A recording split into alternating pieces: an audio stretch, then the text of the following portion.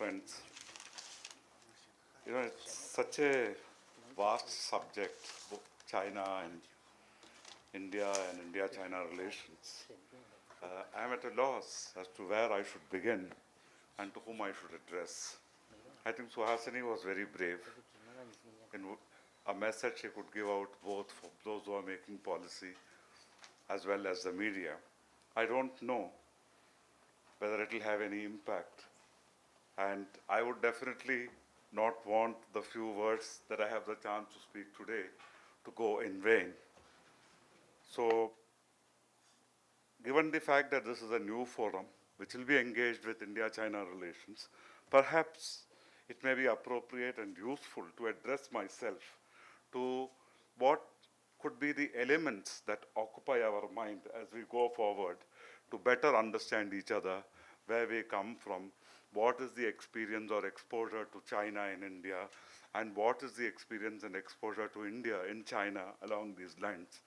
And as I was sitting, one of my first reflections was that we don't seem to know very much more today about China than we did 30 or 40 years ago. We were all in awe when everything that we read in the 60s and 70s about China.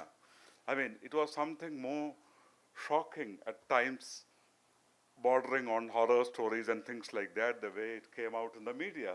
And it was something like truly Shangri-La, which could be only in the realm of imagination.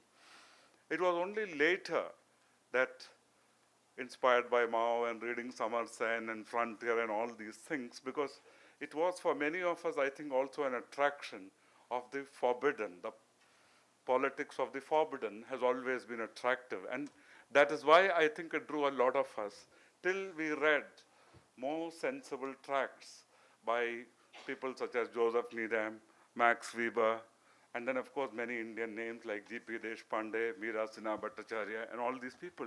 And that was the first time one made any attempt at reading, and it was not possible, for instance, to read Needham or Max Weber without it being mediated. And we were lucky that we had people like Rajni Kothari, Giri Deshankar, Ashish Nandi, and so many others to help us with this kind of a reading. And from there, we graduated later to maybe reading more contemporary texts and papers about China in newspapers and journals. And we discovered slowly what kind of people we could read. And among the icons of that time was G.P. Deshpande. And I don't think whether we have anyone like that today. I also remember that it was only much later that we came to recognize.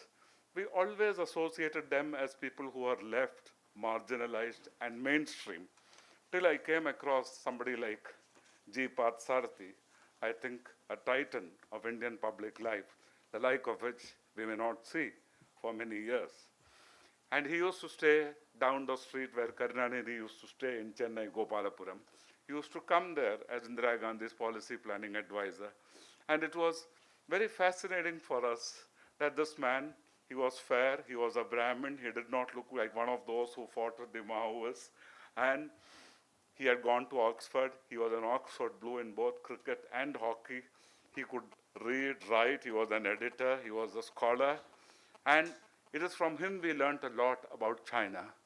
And we asked, many of our questions were tentative because as young journalists, we were not sure whether it was stupid to ask something or by not asking, we would not learn anything.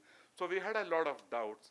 And I see these doubts are still there, and it would be very good if one of the things this forum addressed itself to is to ask questions of ourselves and people who know China, and we have a lot of them who have been, and no experience, no episode, no impression might be too trivial to have meaning. We have Ravi Bhuthalingam, we have Alka Acharya, Sukumar, Sudarshan.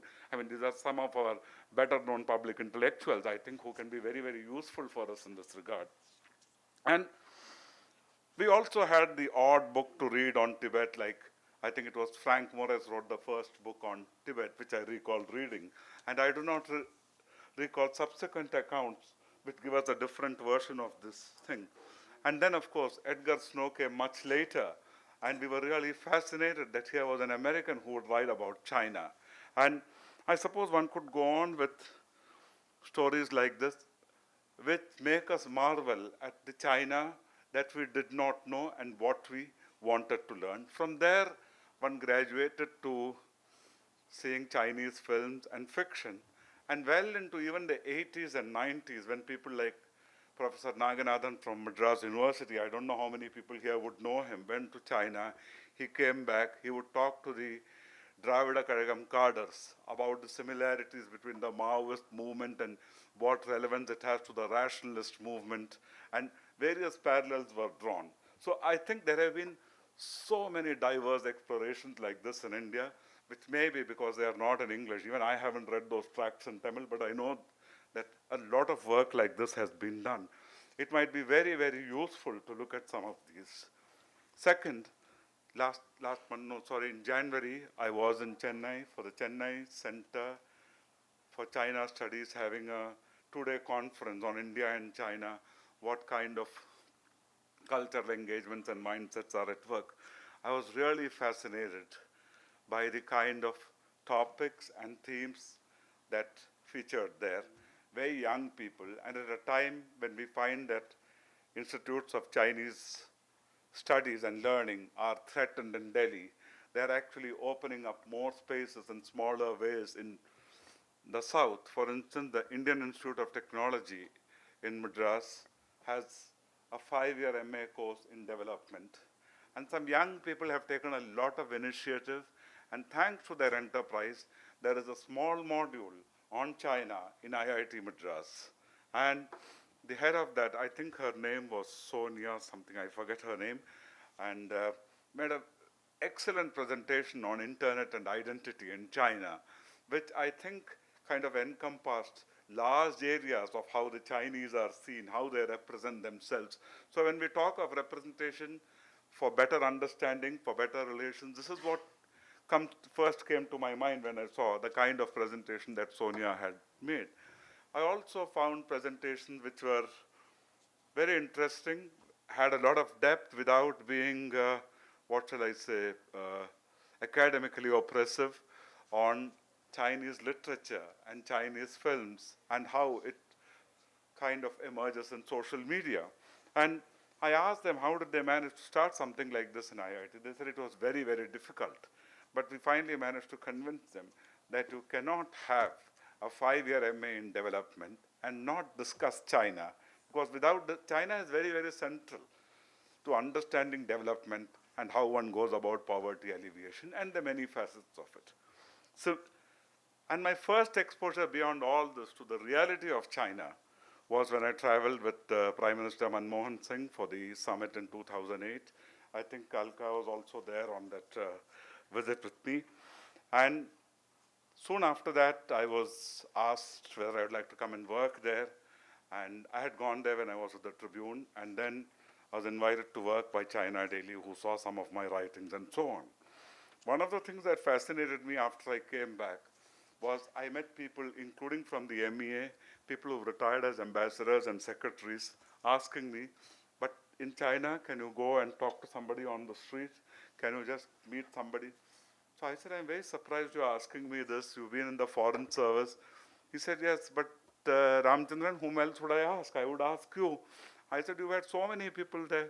He said, no, it's all right for me to ask about Germany or UK or the US, but if I made such an inquiry about living conditions in China, Pakistan, Bangladesh, North Korea, I would be suspect in the eyes of many of my own colleagues and those who are keeping a tab on what we are thinking. So this kind of still a kind of taint by association is there when it comes to China. So I'm really glad that some of our tallest diplomats like Shiv Shankar Menon and Raghunath and all have been ambassadors to China, and men whose influence on China and China-India relations and China's role extends beyond Indian policy and decision makers to many institutions in the world. And this is something, I don't know why, I find that Indian media has when I say this, that this is what the ministry people in the ministry feel about themselves if they were to engage themselves more with China out of a private interest or something like that.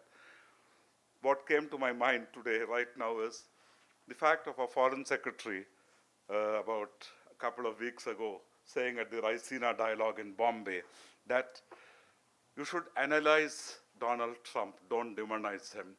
I think it's a very good suggestion. But the question that arose in my mind was why only Trump? Why was not such a cautionary advice given about China or Pakistan or any of our other neighbors? I think we should apply the same principle of not to demonize China, but to analyze China, to understand China. Otherwise, it becomes a kind of a foreign policy version of cricket where you are a traitor if you support the Pakistani team, but not if you support any other cricket team. You can support the Australians, the West Indies, or the English, or Zimbabwe, or Kenya, or anybody, but you should not be seen rooting for the Pakistani cricket team. So often I feel that by prescribing what should not be demonized, the unstated part is what may be demonized too, and whether we can look at how to de-demonize China. For me, what never ceases to amaze me, and I've discussed this with Sudarshan at length because he's a person of great knowledge who knows, read, widely experienced, and seen this as a justice and governance advisor in the UNDP, who deals with a lot of outstanding thought leaders in the world, was after a discussion. You were there, Sudarshan, when Martha Nussbaum, Amartya Sen, and Joseph Stiglitz were there. I think both India and China have been extremely lucky to have these people engage with the leadership at the highest level. Few countries in the world have had the privilege of inputs from such minds. And all of them, I think the one point which they kept saying, which I still cannot get over, is that here is a country which pulled 75 million people out of poverty in less than one generation. You know, whereas India, I think maybe 10 years ago, when Amartya Sen and these people said it in Beijing, and today, I don't think even 1% of the people in extreme poverty have been emancipated between then and now. And I find that China's development is growing in leaps and bounds, whereas India is lagging behind. We have many strengths, we have many advantages, we have a lot of political plus points, including that of our political system, but we have not been able to leverage it for the kind of development that is necessary. Do I have another 5-6 minutes, Sudarshan? Yeah? 4 minutes. Okay. When I went to China and I first started working for China Daily, a lot of people were shocked, and with consternation they would ask me, what, you're working here as a journalist? What has China got to do with journalism? So I said, just the same, like Indian films, you find people running around trees and dancing. We don't do that, but we like these films, we enjoy it, and we see it.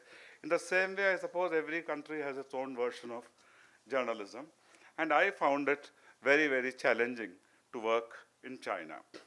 There are a lot of areas where one assumes you can't do certain things.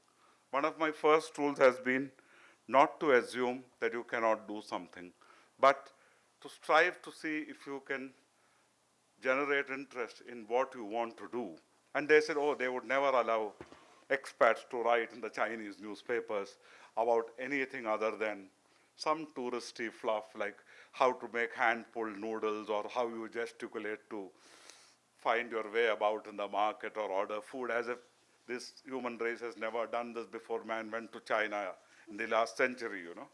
So I said, no, if I write, and this has been my approach wherever I was, whether I worked as guest editors in any paper in Europe or in China or elsewhere, that I will locate myself at the center of politics and development in that country and write there. And one of the issues on which I tested the Chinese editors, I think he is with the People's Daily, Mr. Ding Gang. I think he was the head of your bureau also. And Ding Gang was my colleague when I was in the Global Times, which was the second newspaper that I worked with. And this was when we had the Bhopal gas leak judgment, which came after 26 years. And it is really an insult to both the Indian state, to its economic policies, and to all those who perished in that industrial genocide. And they asked me if I would write about it. I said yes, so I wrote about it. And one of the things I pointed out in that was that how, that the US made British Petroleum pay billions of dollars for the oil leak in the Gulf of Mexico. I referred to this and I said how countries like India have failed to ever raise the issues of their own people when they get to the high table, such as G8. And this judgment had come perhaps a few weeks before the G8 conference in Canada. So when I sent in my copy and it had not come for a few hours, I wondered why.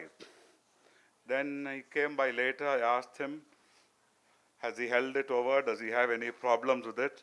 I suspected the problem might be that I had bracketed China also with India and said that China is also one of the countries which does not raise the interest of its own people at many of these high tables. Like any other leader of a developing country, the Chinese leadership is often quite content to be sitting at that table without leveraging its position for benefits.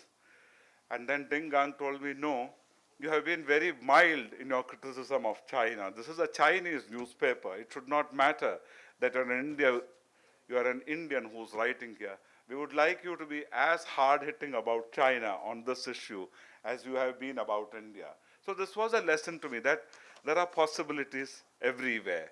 And I think we can at least look at the Chinese media with more interest, whether it is to amuse ourselves, whether it to understand what is the thinking in China, what occupies people in China, and why a paper like Global Times, I think it is a phenomenon today.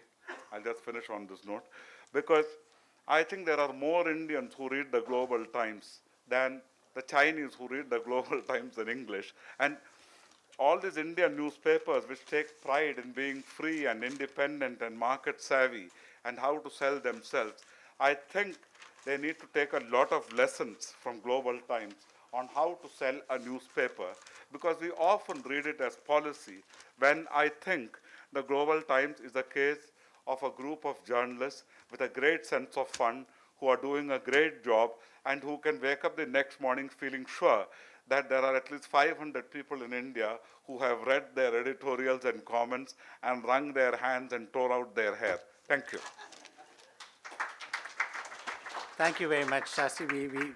I must thank all the panelists for adherence to time. I would now like to invite Mr. Zhanghua Long, the Chief of Bureau and Chief Correspondent of the Wenhui Daily.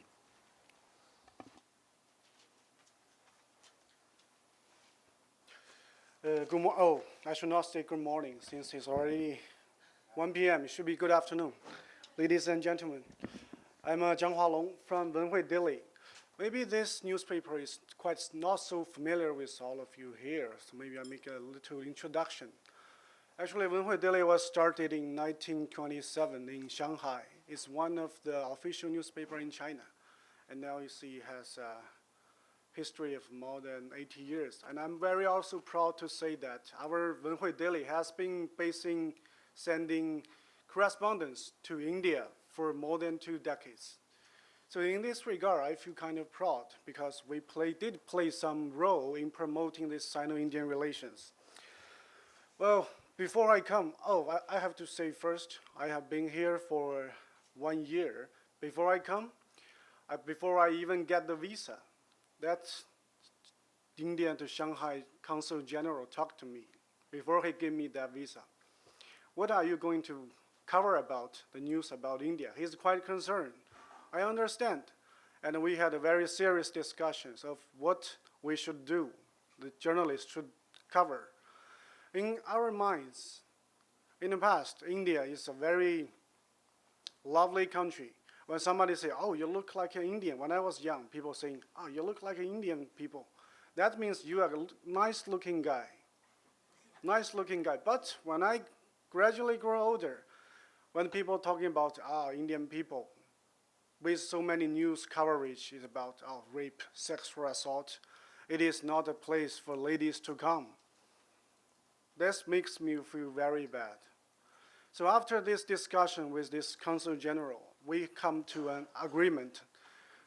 When talking about the role of media, on one hand, for bilateral relations, we are reporters by giving reports about the social, economy, military, or defense, whatever that's going on.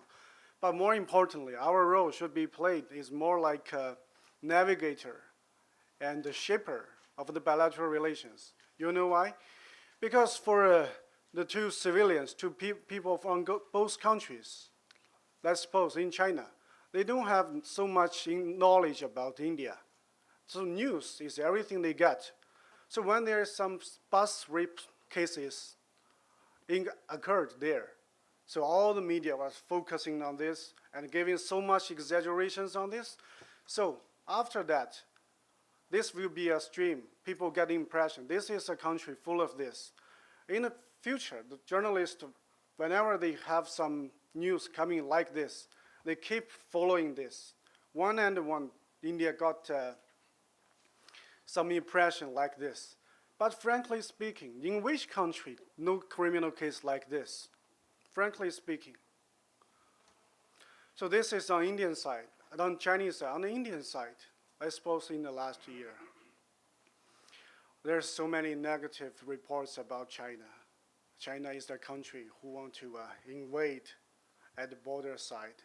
Who is the country that forced the Dalai Lama to come here? Well, that's not another issue, which is exactly not true. The people don't have much knowledge, and from the differences in their language, ideologies, so many difficulties understanding China. Media is also playing a very important role for them to know China.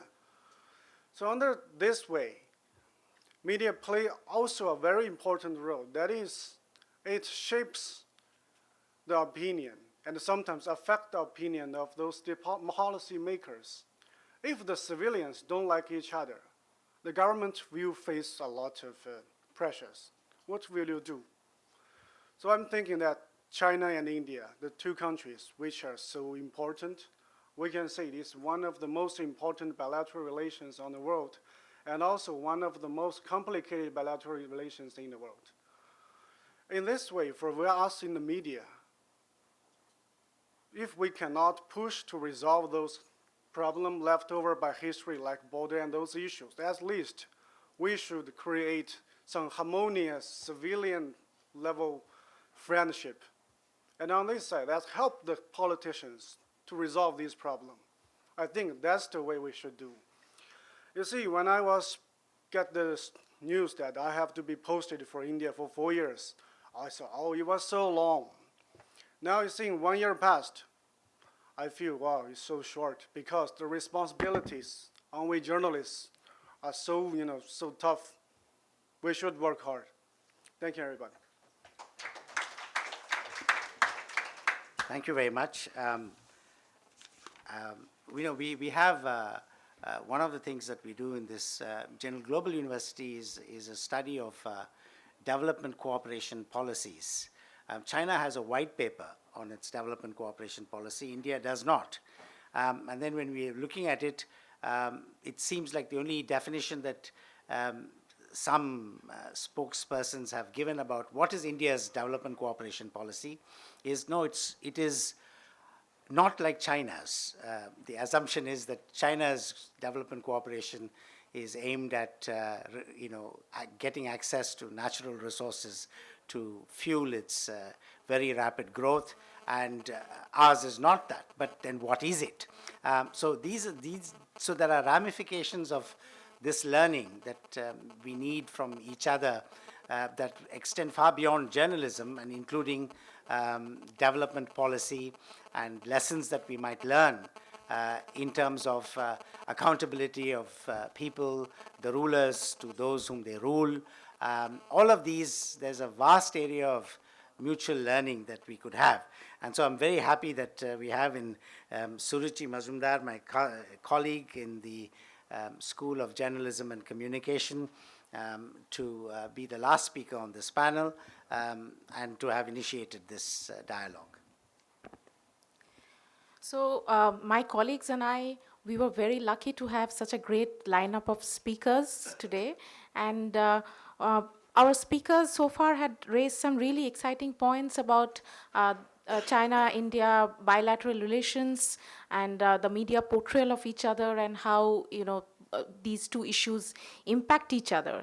However, I would like to emphasize, talk about just 2 points which are very relevant in any global discourse of the two countries. That is the media markets and the media industries in both countries. And these issues also kind of also justify our rationale of organizing this seminar as part of the Jindal School of Journalism and Communication and with the Center for India-China Studies. 2 things. Firstly, both countries, they have we know that they have a great growing media sector and a very dynamic media industry, and which contributes to actually the entire perception of the growing economies that we are at the moment. But if we go back a little bit in history, say till as late as 1970s, China and India had no media industries to speak of. But things changed dramatically over the past few decades. And as I said earlier, today we boast of a dynamic media sector and a growing media market. For instance, like when newspapers are dying in most of the developed world, we in China, for us in China and India, we have a traditional media which still draws advertising revenues, which is still a growing sector. And China also has an excellent world-class media that operates in multiple countries, in multiple languages. For instance, Xinhua News Agency, Global Times, CCTV, we know that they have like extensive global footprints. And we both countries, and at the same way, I mean, India's news media, we cater to a massive domestic market and domestic audience. And we both countries, we have excellent film industries which give a stiff competition to Hollywood movies.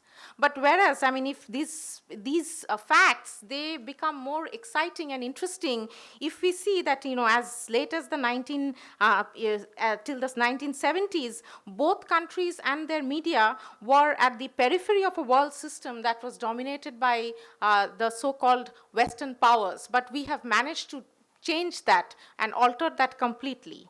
But 2 points here, I mean, which are very significant for a journalism school like ours, that despite having such a dynamic media sector, we know very little about each other's media.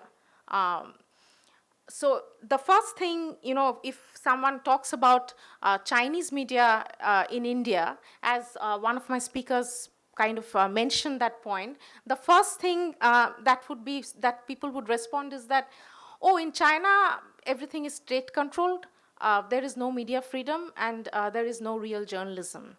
So these are some of the myths and misconceptions within which we work. And as we start the program from 1st of August, and we are kind of we are hoping to create the future generation of knowledge professionals. We want to create an atmosphere where one would be able to overcome these myths and misconceptions about each other's media. The other point, as when it comes to Chinese media, as I said earlier, the China's big media like Xinhua, CCTV, they have massive global footprints.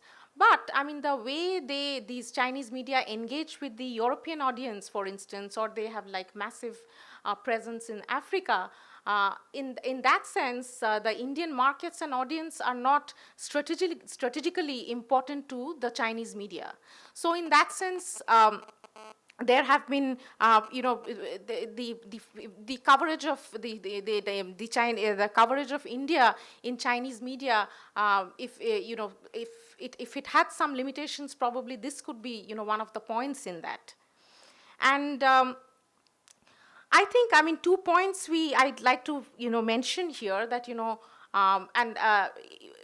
when it comes to addressing the knowledge gap in relation to the media of two countries, that China, just like, I mean, India has a great regional media sector, just like our states have massive media outlets which are different from the national media landscape. In China, each of its province has their own media and they run commercially. And one thing I think we need to remember, I mean, which is like important for us here and also for our students, also we would like to reiterate that when the media operate commercially, we all work under certain constraints, and yet journalists, they still manage to get some good stories out, and which definitely cater public interest to a large degree. I mean, though that is a subject of debate, but I mean, this factor that, I mean, in both countries' media, despite the criticisms heaped on them, they still manage to do some good stories that serve public interest. So that is one thing we, need to keep in mind. And coming to the China-India relations, we know that our political and diplomatic relations, they have their own ups and downs. For instance, last evening I read the news that China has proposed for a BRIC plus, and which India is opposing. But I would like to draw attention to the fact that the Chinese provinces and the Chinese states, since 2015, they started having economic cooperations and having more industrial relation between each other. So I don't know the exact how far that project has made any progress. Like, for instance, Kolkata and Kunming, they are kind of sister cities now, and there are like other such cluster cities. So I was like, we are hoping at our journalism school that these opportunities would create immense potential for our students in the long run. So we would try to, make the best use of these opportunities, of these economic opportunities that might create for the media. And we would like to create an environment where we would expect our students in the long run, they would work with Chinese media, and we would expect the Chinese to come and work with Indian media. And obviously there are issues of visa and access that, I mean, my Suhasini has mentioned earlier. I think these are some of the important things that are relevant. And we obviously here at our university, we work with Wenjuan Center for India-China Studies, and we hope to create more academic exchanges for our media students, and that can create actually a more liberal, free atmosphere when it comes to in relation to the media, industry. And so finally, one last word I would say about the word Chindia, which is a part of each session, which is the politician Jairam Ramesh actually introduced this coinage in a 2005 book. It was a collection of essays that address the huge potential for trade and other forms of exchange between the two countries. So, I mean, for us, as a journalism school, we hope to create a curriculum and program that we are hoping would best explore the opportunities that the term Chindia represents. So I would end here. Thank you very much. Special thanks to all the panelists for making very valuable points in a very brief period of time to allow us some time for a dialogue. I have to say that we've already made a beginning in the sense that I now read Shastri Ramachandran to find out about China. I mean, he referred to all the people we had to read, Joseph Needham or Edgar Snow or some American writer or some British writer to learn about China without any Indian directly working and doing scholarly work in China. And equally, that's the case for China, unfortunately, that their understanding of India and Indian politics or Indian development or its economic challenges have to be mediated through publications from Berkeley, California, or Harvard, or Oxford, or Cambridge. And that has to change because there's a more direct way of learning about one another is for the people directly involved. And so that's one of the goals of all of the schools in our university, including mine, public policy. I had a very interesting dialogue, I remember, in the People's Daily, where we talked about, they were interested in methods that India had developed to monitor the performance of local government. And they'd heard about a very well-known one called the Bangalore Report Card. And it's getting the views of the public about public service delivery institutions. But there are every day. I regret I'm in Sonipat and unable to attend many of the meetings that's being organized in that institution.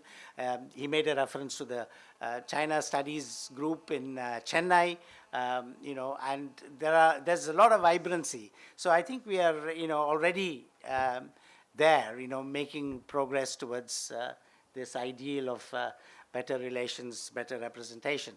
So I open the floor for questions, comments. You can address it to any of the panelists or anyone in particular or anyone in general. Yes, sir. Yeah. Just briefly introduce yourself. Good afternoon, everybody. It's my good experience to listen to all of your valuable points. Though I'm not working in the media industry, I work for environmental protection, but it constantly meeting the medium, they will ask a few environmental questions regarding the environmental issues. I have a few comments.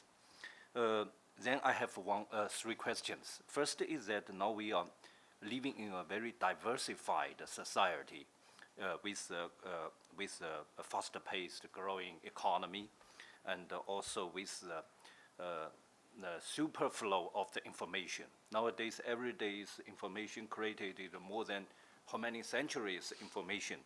Under these circumstances, I feel India is more diversified in terms of the society, in terms of the people.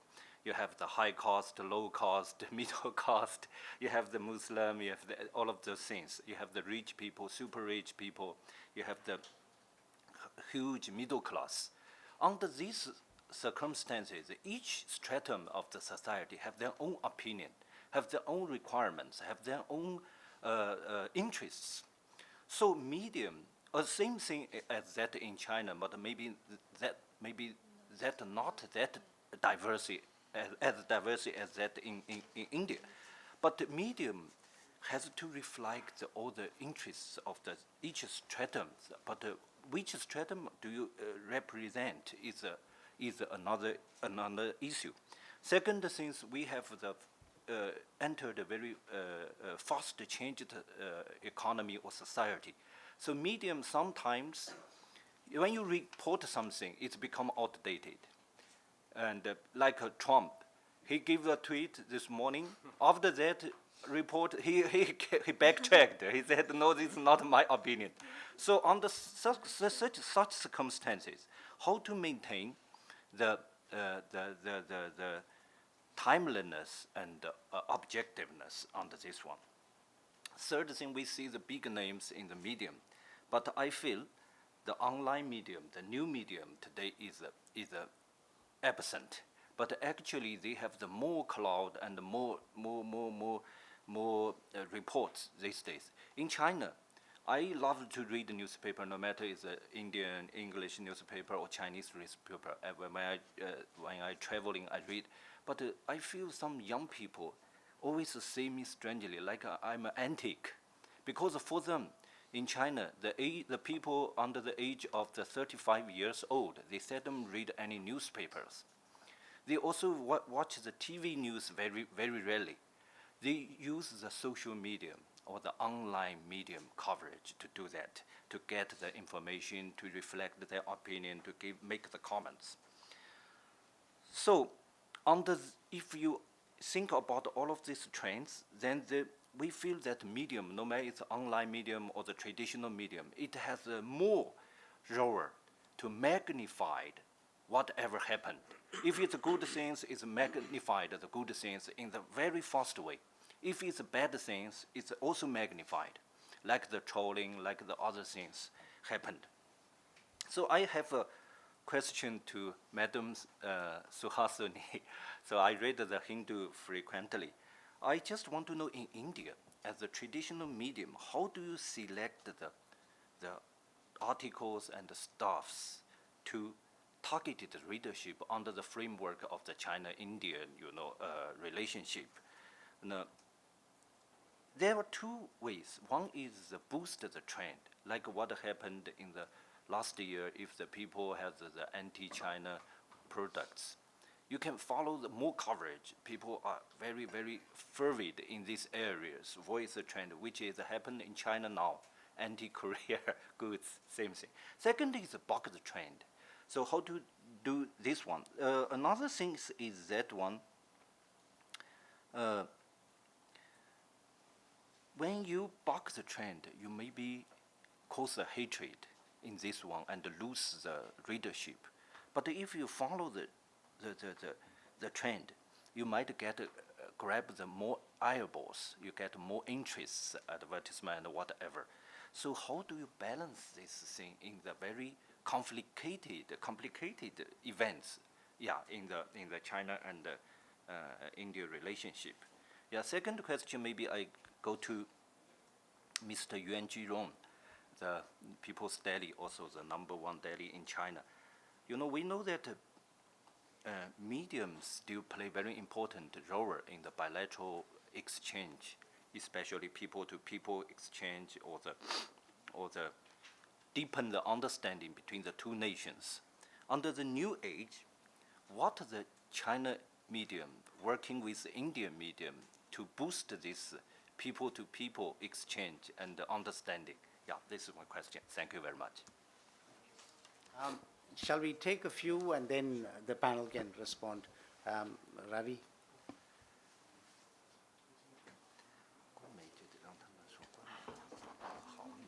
Thank you. Thank you for this very fascinating panel discussion, which is, I'm sure, will give rise to a very interesting discussion right now. Now, one factor that we do not appear to have discussed, we've discussed the role of journalists, we've discussed the role of governments, but one factor we do not seem to have discussed are the role of the owners of the media, the television as well as the print in both countries. So I would like to ask both our Indian panelists and our Chinese friends, perhaps about this hypothesis that I'm going to make as the reason for this negative image of China and India and China, that could it be possible that some of the owners and proprietors of our media, not all of them, I don't include Hindu, for example, Suhasini, as you mentioned, but perhaps some of our owners and proprietors have a business interest in a not hostile but generally uneasy China-India relationship. And maybe that is the same about China. I don't know so much about the ownership structure in China, and I would like to be enlightened. But if that is true, and maybe some of the proprietors want that situation because it may bring them closer to the government, or they may have business interests like in defense or armaments and so on, which will benefit if there is a negative atmosphere between these two big countries, or import of sophisticated electronics which are used for defense and so on. And if my hypothesis is correct, the second question is, then how do you change the mindset of these owners? Because then it is simply not worth just pleading with the journalists to kind of give a positive image. That will not work. You have to change the mindset of the owners. And how would we go about doing that is my second question. Thank you.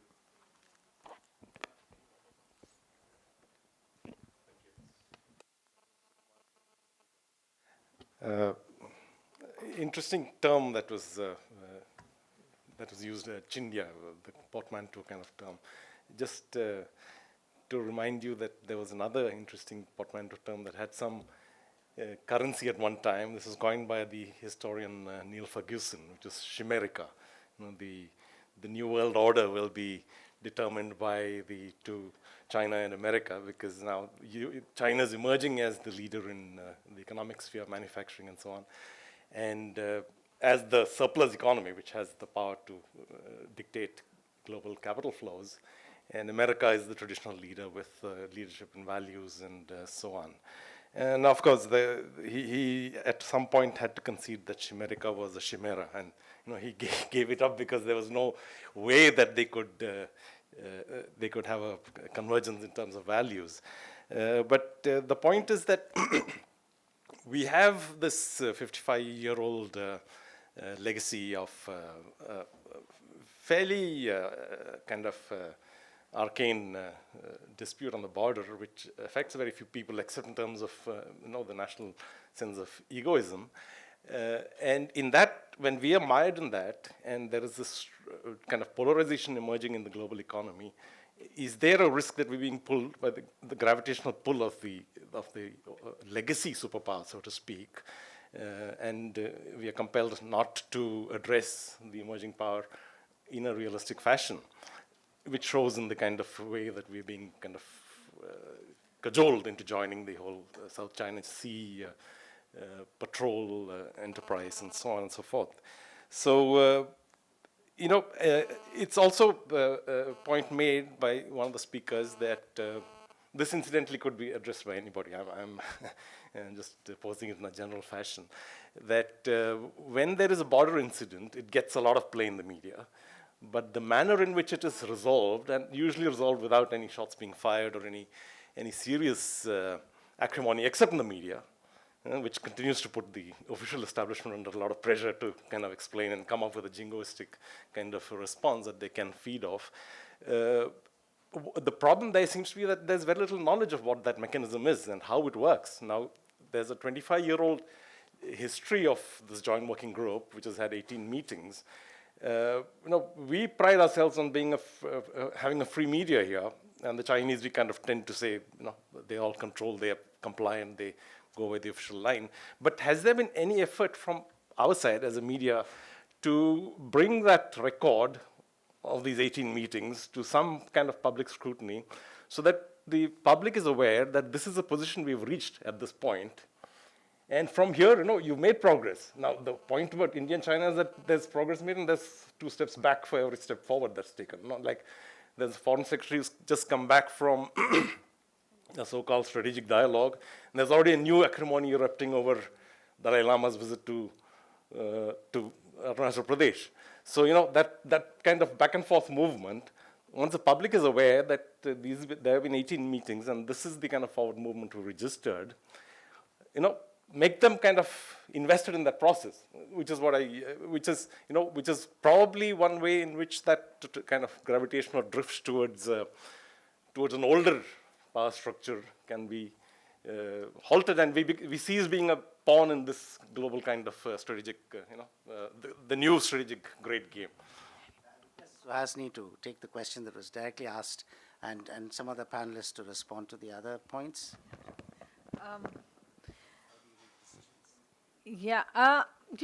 Honestly, when you say buck the trend, go with the trend and all the rest, I don't believe journalism can be done in 2 different ways. You can have social media and you can have mainstream media, you can have print, you can have television, but the ethics of journalism remain the same. Get both sides of the story and report what you know. I don't think I would qualify what we do, for example, as bucking the trend when we don't necessarily, go overboard with our coverage or call it the trend. I think journalists have to be responsible to their own, the practice of their own profession. I think at least our newspaper tries to get the other side of the story because we have a correspondent based in Beijing. So to every story that we would put out from here, even if I don't get a story from the other side, even if the Chinese government does not put its own version out, we will certainly attempt to get that version, and vice versa. He will do the same. We don't always succeed. And I do find, and I'm repeating myself, I do find this transference of blame on the media again and again will lead us to a sense of denial. I just want to very briefly answer what Mr. Muralidharan said. Because this idea, firstly, it's 19 rounds now, not 18. We have the 20th this year. The truth is, when you talk about a skirmish at the LAC, or whatever we have, tensions at the LAC, this is not the LOC. This is not where we have lots of people or journalists who can report. Everything we get is from official or military sources. So if there is news that there is trouble, that news has come from military sources. If there is news that there is a resolution, that too will come from official sources. So to blame the media for covering one and not covering the other simply assumes that we only got news of the problem and not the resolution of the problem. And lastly, to your question, I can't agree with you on the ownership of the media, simply because India-China tensions in their relationships predate private media. I mean, we've had official media do exactly what the private media is doing. I don't think the problem lies necessarily there. And if there is a grand agenda, I can easily say there is a grand agenda within the government to portray relations in a certain way, because that's certainly the sense we get a lot of the times. I'm going to take your leave. I'm really, really sorry I have to get to a meeting, but thank you. Thanks so much for having me here. So before Suhasini leaves, I would request, There's still the answers from the others. yeah, so we would just give you a small memento for appreciation. Oh.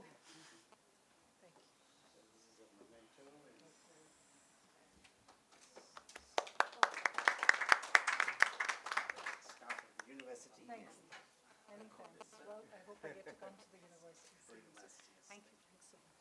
Thank you. I invite any of the other panelists to respond.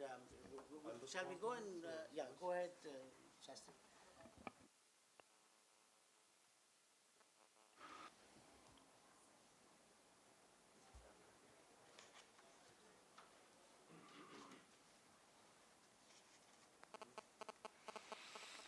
I'll respond briefly to what Sukumar has raised as well as Ravi, about the aspect of the media.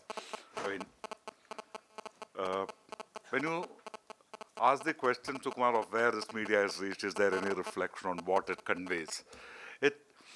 I think one is the logic of the deadline to which the journalist works. I don't think the journalist has any particular intention of how to pitch a story, what angle to sell, and so on.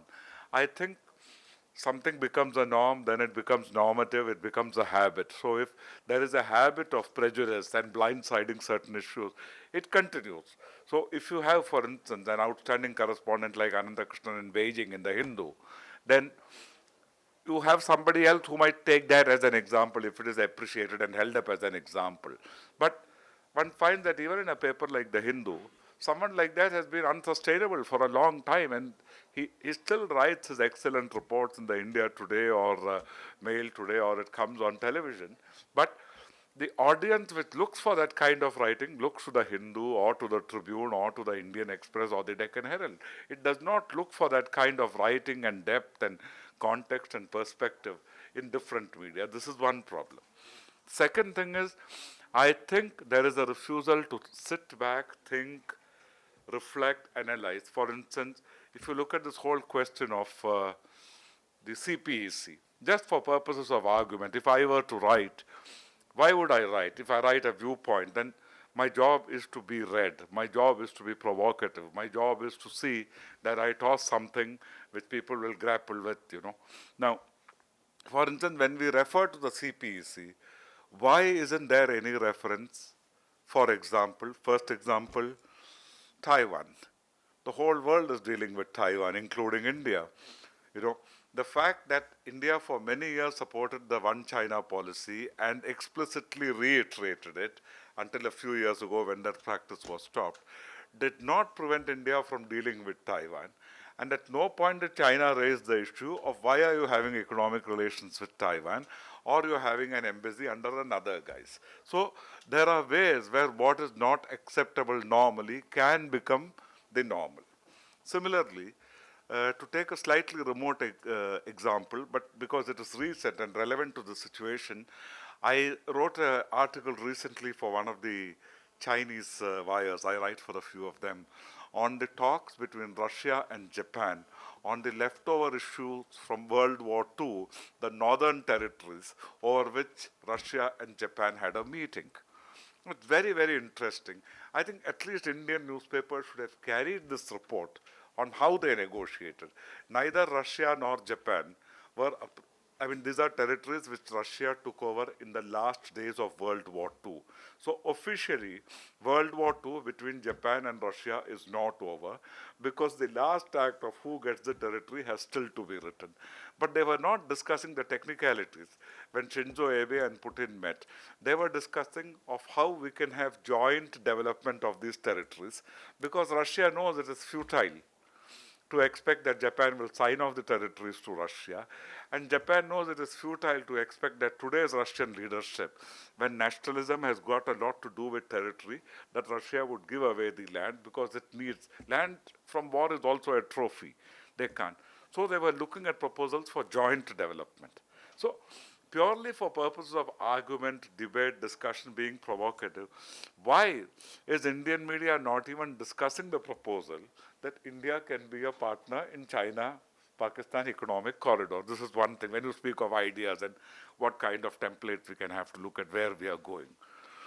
Second thing about the owners, I can't speak for the owners. I've been a popular victim of many of them. I've had good ones, but I've had mostly bad ones too. I don't think if the owners can make money out of something, they will do it.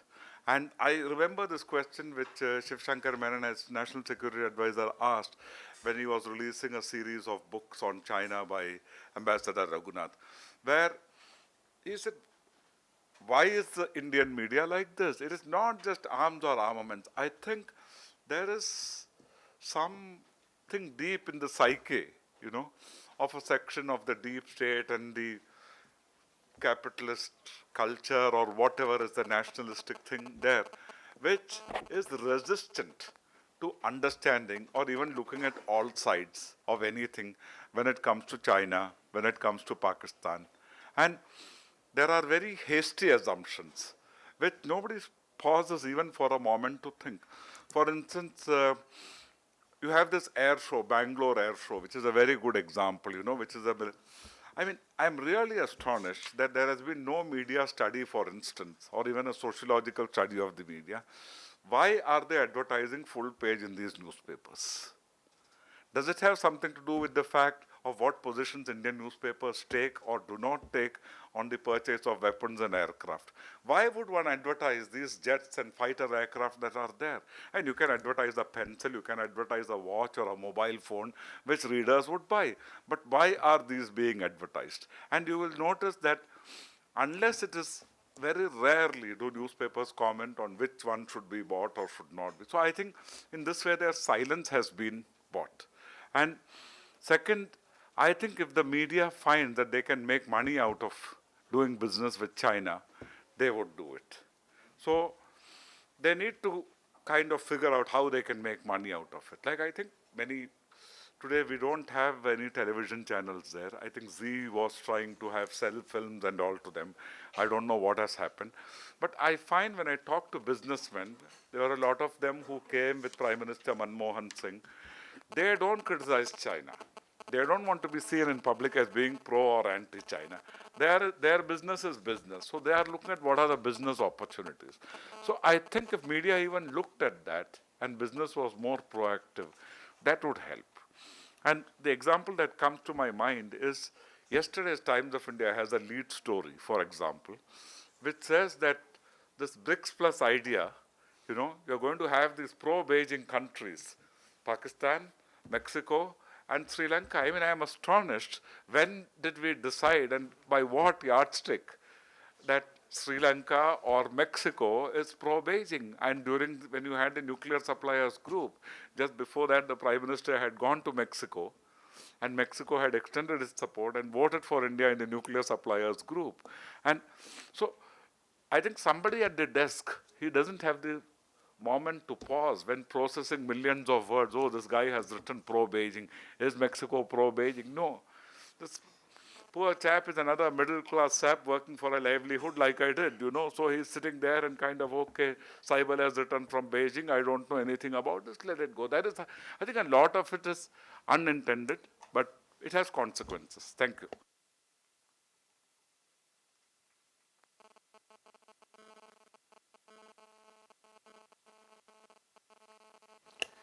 Response number one. How to strengthen the communication in both countries, especially the media. As a Chinese media in India, I think two aspects. First is to strengthen the cooperation, both the India, the medium. I think totally different. I can come here. I applied visa, just used 3 months, and my former colleague used 1 year. So let me surprise, and come here, give me one month, and the second time 3 months, 3 months, and yeah, totally different. So I think we need to know each other. In my experience, Indian media, I think, like to focus the certain issue, and Chinese media like focus on the strategic issue. So they different aspect.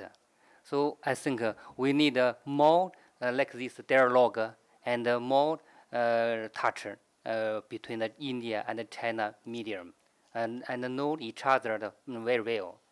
And the second, I think, is needed to, like Chinese media, needed to visit more Indian state and local people. Like we wanted to know more the Indian culture and the local people behavior, and or let us know more about India, and reporting on the India, I think, will be more objective, more rational. Thank you.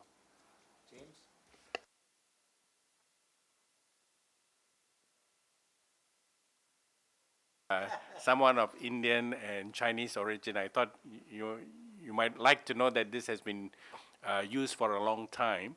But talking about social media, I think one of the things that we need to unpack behind social media of the two countries is also, especially young people, what is it that they learn in school and in the university? What is the ideological message?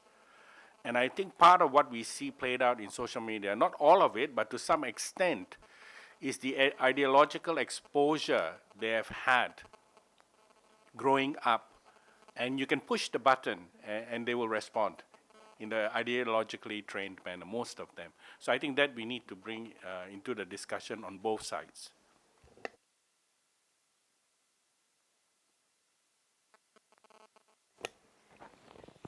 About the ownership of the media. I cannot speak from the owner, but this question reminds me my interaction with Vice Admiral retired Shekha Singha. Last time when we were just chatting with each other, and he said he had some Chinese friend ask him why India-China relation is so bad now, and he said no, for him it's not so bad. And he said his Chinese friends, of course some of them are officials, say it's because your media says this and that, and he just left. And he said, our media is different from Chinese media. So when you see the report, you got to be very careful and how to understand that. So I think that is quite interesting that there's a gap between Indian media and the Chinese media. How do you read the source? So as a journalist, actually for us, it's quite important to know who is the source and whom we quote and what we cite. So it's quite important that we really read it carefully and understand it and explain it to our audiences. And for a journalist, maybe sometimes our report, people will say you take one side or the other side. But working in the media, for us, the most important is to be balanced. So that is something that we are always trying to do, and that is the media's responsibility. And that is my answer to this question. Thank you.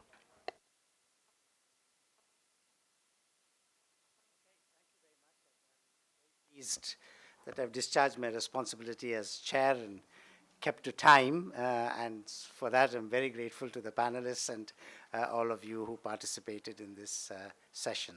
Thank you. There's lunch for break, but I'll do the honors in the Jindal ritual for our panelists.